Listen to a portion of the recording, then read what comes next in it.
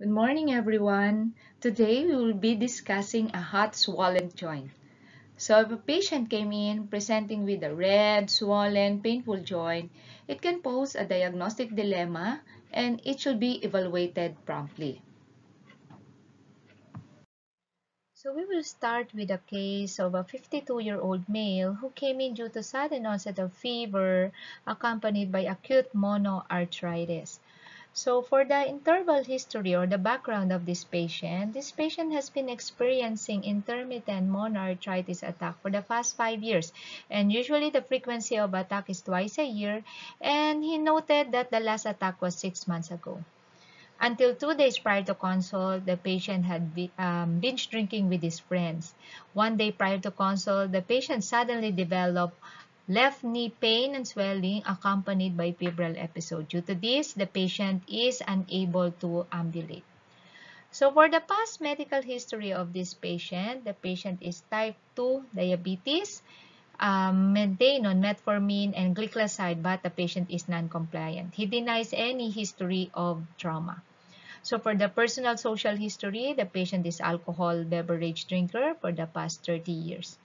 And upon consultation, looking at the physical exam of this patient, the vital sign is stable, but the patient is febrile. And if you will look at the knees of the patient, you compare both knees, you look at the left knee, and the left knee is very much swollen. It's warm to touch. It's tender. There is pain limited range of motion, and because of the swelling of the left knee, the patient is maintained on 15 degrees flex position. So looking at the clinical profile of our patient, remember our patient is a 52-year-old male who has history of intermittent monoarthritis. Then this patient suddenly developed monoarthritis after binge drinking with his friends. So what are the differential diagnoses for acute monoarthritis and useful clinical data to distinguish each condition? So with the clinical profile of our patient, we have three differential diagnoses. We have trauma, the crystal-induced arthritis, and the septic arthritis. So for trauma, usually there is history of joint injury. So we have to rule out the presence of fracture in our patient. And because he has been binge drinking with his friends, there is a possibility of loss of consciousness. So patient may not remember injuring the joint. So imaging studies at the time of consult to rule out fracture or dislocation. The second differential will be the crystal-induced arthritis. So it can be caused by the MSU crystals, the CPPD crystals, the calcium apatite, or the calcium oxalate. The third differential diagnosis will be septic arthritis, so which usually develop depending on the risk factors of the patient. So for the crystal-associated arthropathies, we have gout caused by MSU crystals, we have pseudo-gout by CPPD crystals, we have the calcium apatite deposition disease, and the calcium oxalate deposition disease. So these crystal-associated arthropathies are non-specific. So the manifestation from deposition of these crystals to the joints or surrounding tissues have many similarities but also have important differences. So some of the musculoskeletal manifestation of these crystal-associated arthropathies, it can be acute monoarthritis or polyarthritis. They can present as bursitis, tendinitis, enthesitis or the tepaceous deposits. They can also present with destructive arthropathies, the chronic inflammatory arthritis, spinal arthritis, peculiar type of osteoarthritis, or the carpal tunnel syndrome. So it's difficult to differentiate these crystal-associated arthropathies based only on clinical manifestation. And you need crystal identification using polarizing light microscopy. So this is a slide differentiating crystal-associated arthropathies. So for gout, the crystals usually is monosodium urate crystals, and if you look at the polarizing microscopy, it's more of a needle-shaped crystals. So the associated condition in patient with gout is more of middle-aged men, alcohol beverage drinker, hypertension, obesity, and renal failure. And for acute gout, usually the treatment is non-steroidal anti-inflammatory drugs, so NSAIDs. You can also give colchicine or intra-articular steroid injection. So for the pseudo gout, usually the crystals for pseudo gout is the CPPD crystals. And if you look at the polarizing microscopy, it's more of rhomboid shape or rod shape. And the associated condition in pseudo gout is more of elderly patient, osteoarthritis, patient with chondrocalcinosis, or even in patient with primary hyperparathyroidism. For the acute attack of the pseudo gout, NSAIDs is given. You can also give colchicine or intra-articular steroid injection. For the calcium apatite deposition disease, usually calcium apatite is the crystal involved, but unfortunately, you don't see this calcium apatite in polarizing microscopy. So rare to see this calcium apatite crystal. But this calcium apatite deposition disease is commonly seen in the elderly patient, in patient with osteoarthritis or patient with destructive arthropathy, patient with renal failure, patient with connective tissue diseases. And the treatment for acute calcium apatite deposition disease is NSAIDs, colchicine, and intra-articular steroid injection. And for the calcium oxalate deposition disease, if you look at the polarizing microscopy, you see bipyramidal shaped crystals, and very common in chronic kidney disease patient or soft tissue calcification. And because the calcium oxalate crystals, usually dialysis is one of the ways to eliminate these crystals. So first, we will now talk about gout. Gout is a metabolic disease, affects middle-aged to elderly men. It affects postmenopausal women, and it is the result from an increased body pool of urate with hyperuricemia. So hyperuricemia is a serum urate concentration in excess of urate solubility. So it usually results from overproduction of uric acid or underexcretion of uric acid. So when we talk about gout, it refers to the disease state, so resulting from deposition of the monosodium urate crystals in tissues. And this gout triggers, the triggers of this acute gouty arthritis can be secondary to dietary excess. They can be secondary to trauma, surgery, alcohol ingestion, hypouricemic therapy, or serious medical illness like myocardial infarction or stroke. Acute monoarthritis is the most common early clinical manifestation of gout. It presents as acute gout attack, usually rapid development of pain, warmth, erythema, and swelling. So, unfortunately, because of this, this manifestation often mimics cellulitis. So, 80% of initial attacks, it involves a single joint, most often at the base of the great toe, so commonly known as podagra, or in the knee. So if you will look at the right upper corner of the slide, this represents the podagra. So it is the typical picture of patient with podagra. And after so many acute attacks of gout, polyarticular acute gout can occur in subsequent episodes. So because of the extreme inflammation brought by acute attack of gout, fever are seen in 30% of gout patients during early phases of acute attacks. Gout progresses through 4 clinical stages. So the first stage will be the asymptomatic hyperuricemia. This is termed for abnormally high serum urate level with no clinical manifestation of gout. So without gouty arthritis or nephrolithiasis. The next stage will now be acute gouty arthritis. So manifestation of the disease already. So there is acute inflammation in the joint which is caused by the urate crystals. Then following recovery from acute gouty arthritis, the patient re-enters an asymptomatic phase of the disease. So this is what we call the intercritical gout. And then if there is no treatment for a long period of time, the patient will now progress to chronic tophaceous gout and may develop eventually kidney stones.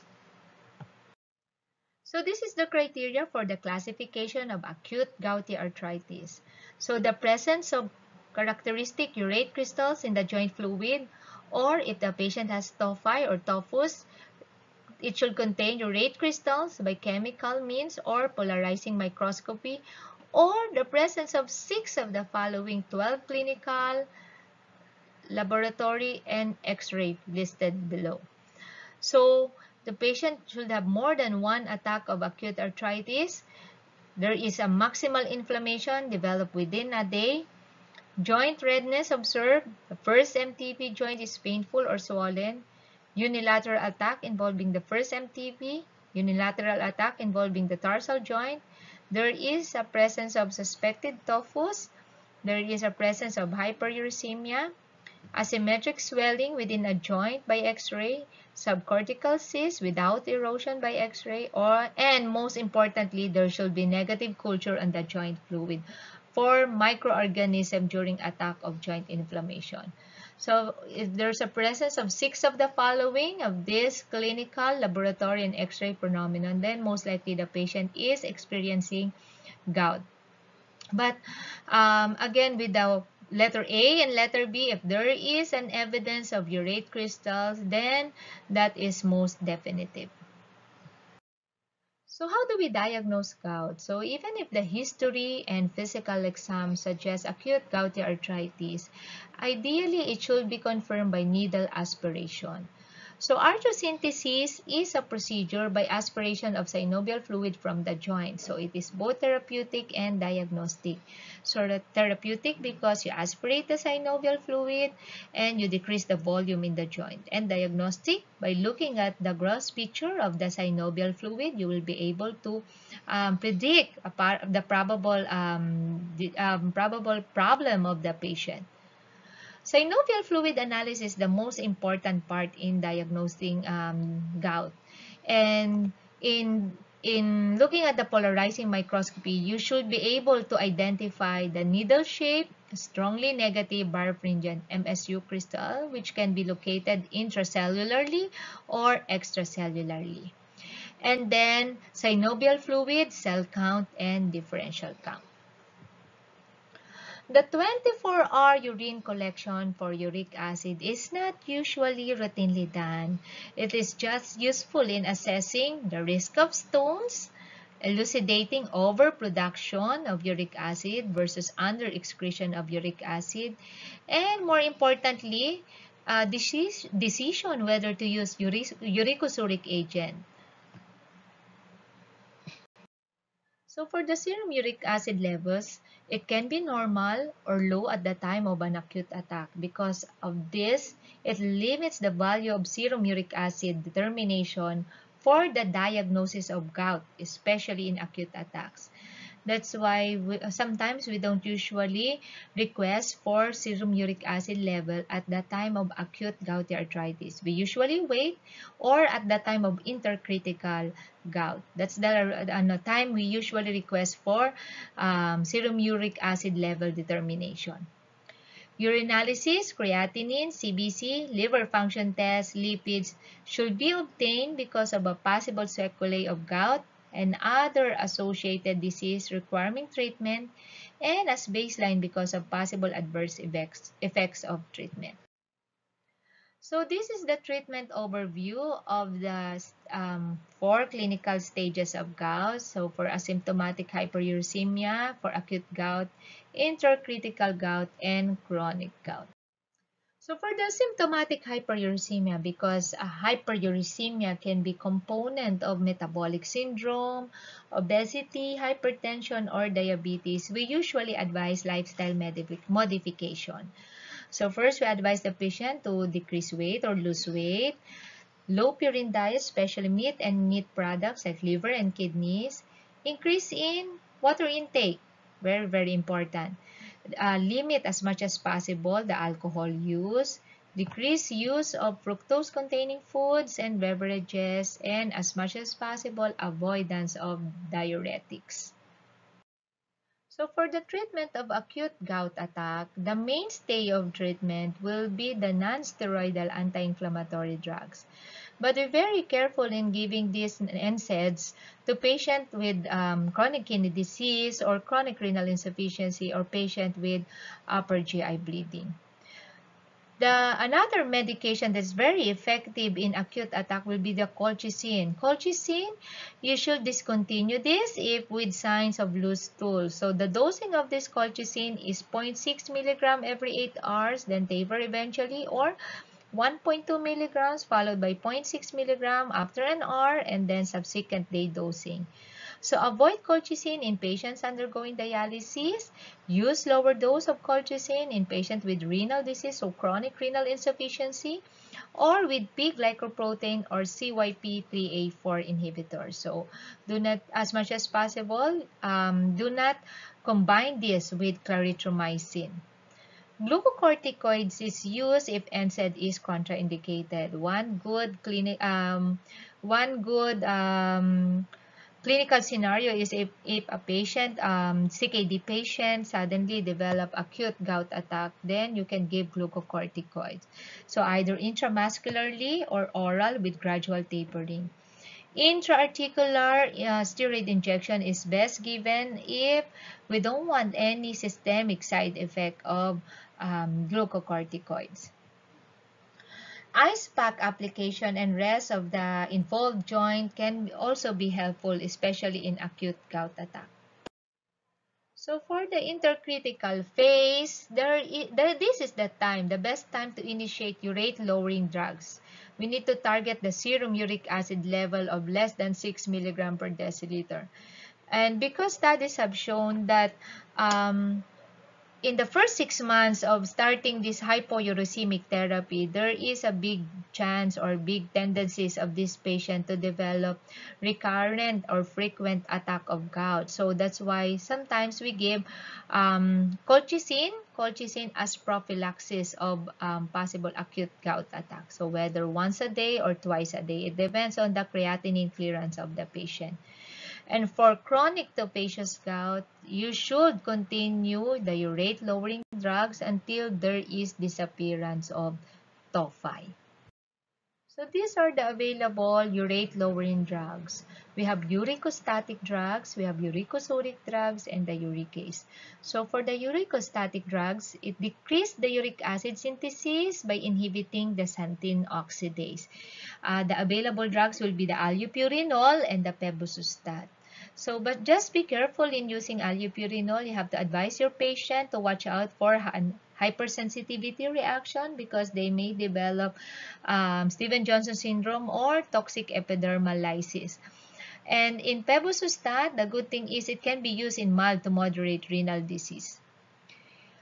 The uricosuric drugs, usually it inhibits the urate reabsorption in the proximal tubules. So the available drugs will be probenecid, but unfortunately, it's not effective in patients with creatinine more than 2 milligrams per deciliter.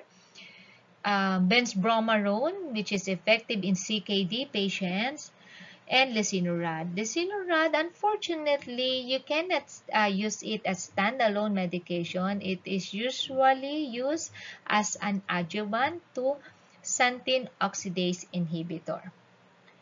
And the uricase. The uricase is, it degrades the uric acid, and it is available as pegloticase, and it is given as 8 milligrams intravenously every 2 weeks. So the urate-lowering drugs are not initiated during acute attack of gout, as what we have mentioned before, that one of the triggers of acute gouty arthritis will be the hypouricemic therapy. So usually, this is not an absolute rule that you should not start it, but sometimes if you start the urate-lowering drugs at the time of an acute attack, either it worsens the attack or it prolongs the attack. That's why usually the hypouricemic therapy is best given at the intercritical phase, or the time when there is really no signs of an active inflammation. And It should not be discontinued in patients already maintained on your rate-lowering drug who are having an acute attack. So it means that if the patient is already maintained months before the acute attack of gout, the medication should not be discontinued. So for our third differential diagnosis, we have septic arthritis. So if a patient presented with a short history of a hot, swollen, and tender joint with restriction of movement, it should be regarded as having septic arthritis until proven otherwise. So what are the risk factors or the predisposing factors for a patient to develop septic arthritis? So elderly, like age greater than 80 years old, patient with comorbidities, especially diabetes mellitus, patient with coexisting joint problem like rheumatoid arthritis, patient with prosthetic joint, patient who had recent joint surgery, or patient with skin infection. So 90% of patients with septic arthritis presents with involvement of single joint, so monoarthritis, and most commonly the knees are affected. So knee, less frequently the hip, less often the shoulder, wrist, or elbow. And among IV drug users, infection of the spine, sacroiliac joints, or sternoclavicular are more common than infection of the appendicular skeleton. And polarticular infection is most common among patients with rheumatoid arthritis and may resemble a flare of the underlying disease. So what are the clinical manifestations of septic arthritis? Again, they will present with monoarthritis most of the time. So 90% of the time, they can present as monoarthritis. They have predilection to a large joint, especially the knee. Usually, the patient is febrile. There is moderate to severe joint pains. There is joint inflammation and swelling, so joint effusion, and there is decreased range of motion. Arthrosynthesis and synovial fluid analysis are the cornerstone for the diagnosis of septic arthritis. So if you will look at the picture in the slide, by looking at the gross picture of the gross characteristic of this synovial fluid, you will be able to tell that this patient is probably suffering from septic arthritis, awaiting further workup and results. So what are the classes of the synovial fluid?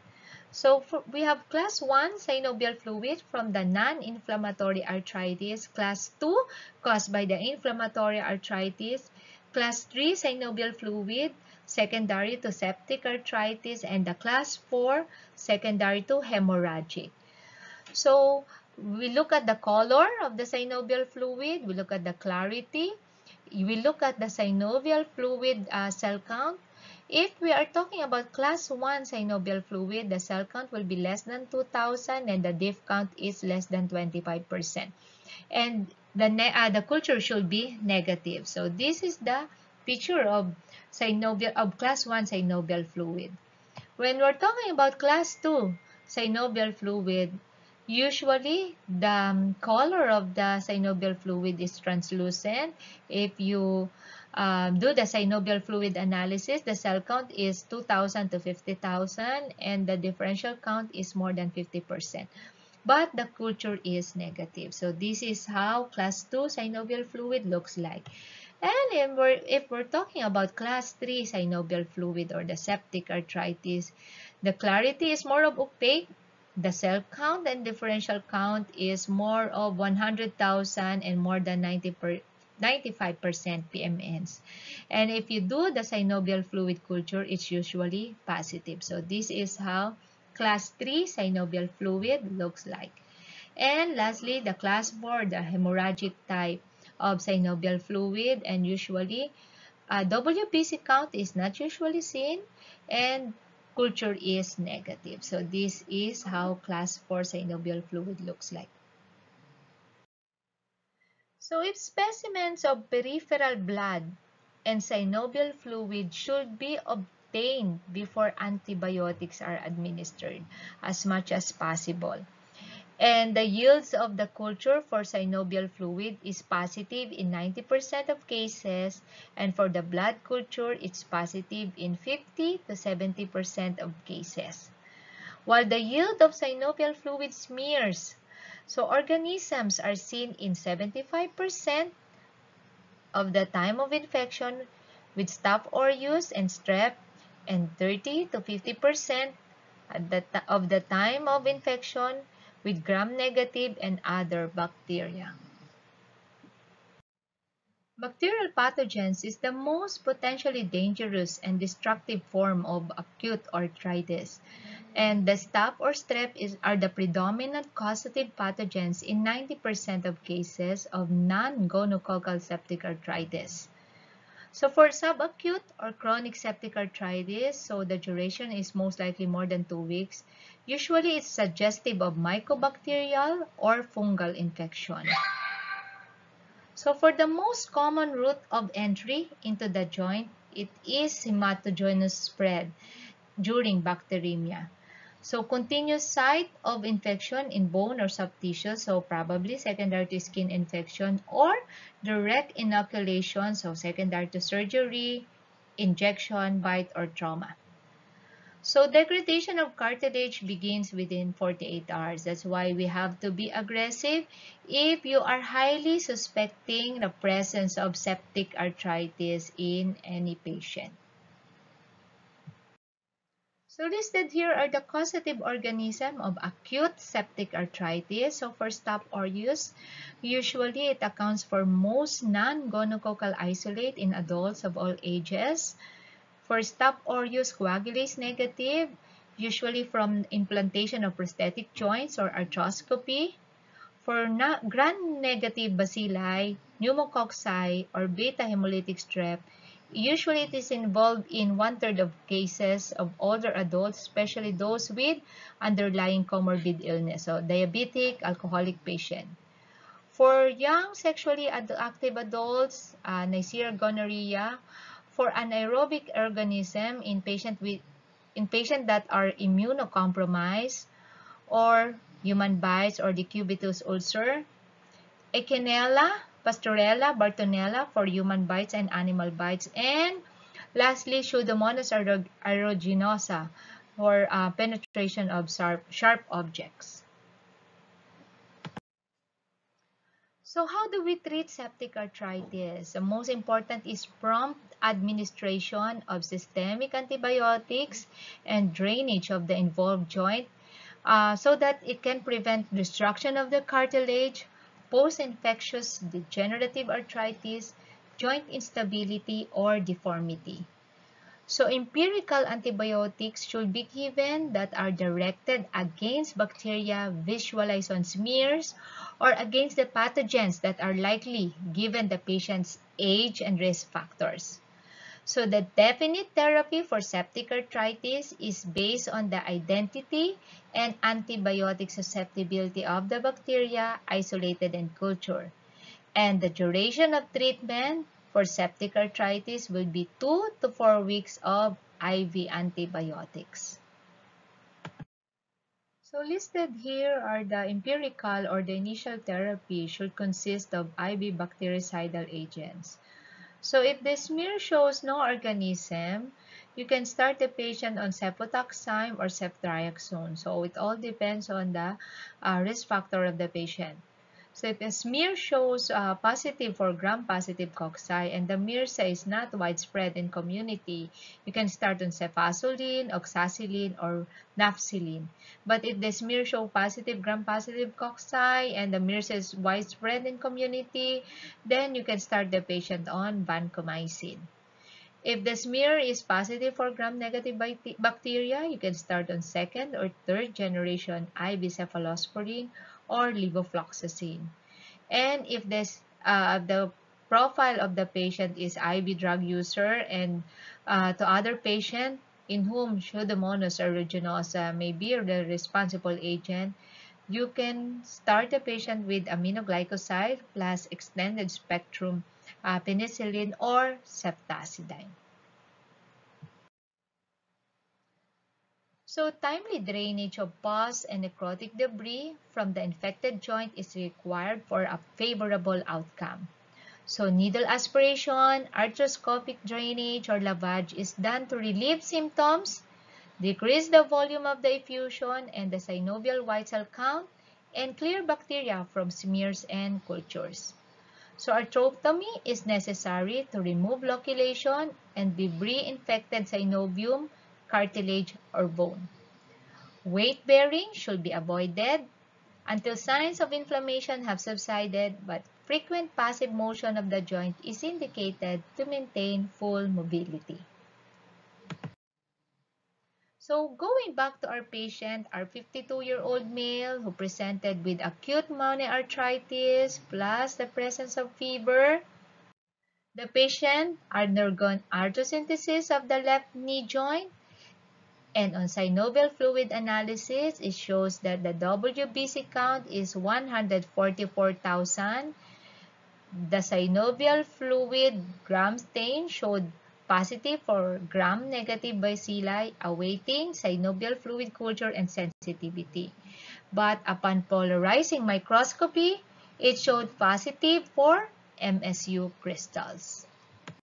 So going back to our patient, looking at the criteria for the classification of acute gouty arthritis. So there is the presence of characteristic urate crystals in the joint fluid. The patient has positive MSU crystals. The patient has more than one attack of acute arthritis.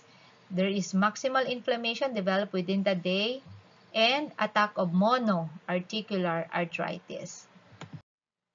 So after reviewing the laboratories of our patient, so the diagnosis of our patient will be septic arthritis on top of gouty arthritis.